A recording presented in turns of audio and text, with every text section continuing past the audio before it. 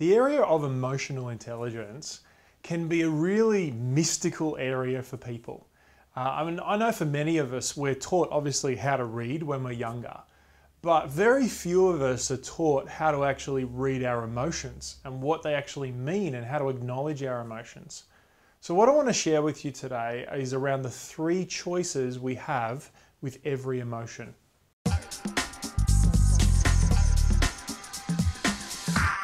Hi, I'm Colin Boyd from colinboyd.com.au, and today's conversation revolves around emotions.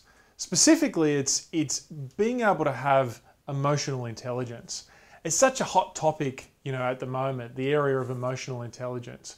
But I think that many of us have various feelings all day, right? So it may be frustration, it might be overwhelm, it might be fear, it might be joy, it might be happiness, it might be laughter. We have all these different emotions that kind of flow through us. But I'm wondering, are you in touch with your emotions? Now, this is quite a soft topic. What I mean by that, it's not a hard skill, it's more a soft skill. But personally, from the work that I've done in emotional intelligence and running workshops with people, what I've discovered is that sometimes the soft skills are actually the hard skills.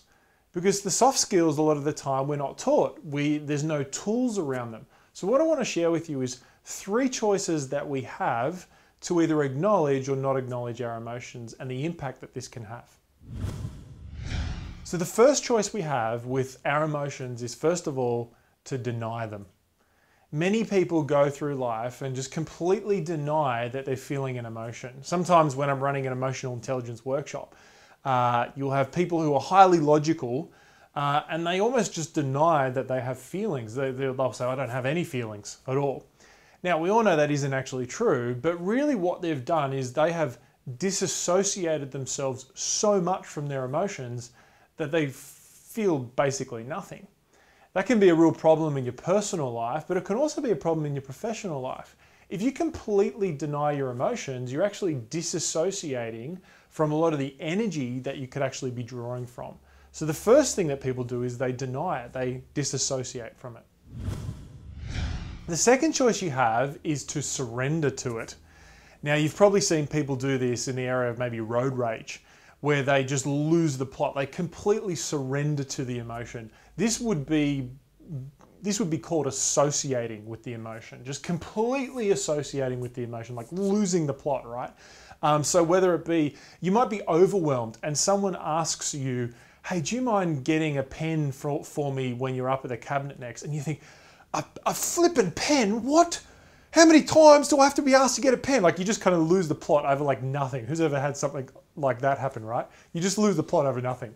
You completely associated in the emotion and you surrender to it and you kind of still act in a non-intelligent way.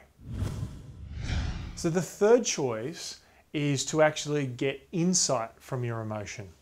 That's where you actually stop and you almost notice what you're feeling. So rather than feeling overwhelmed all day for, a week-long period, you actually stop and think, what am I feeling right now? Is it overwhelmed? Because a lot of us with overwhelm, we might just get completely associated with it. And we just do everything, run around like a headless chicken. But overwhelm's trying to tell us something.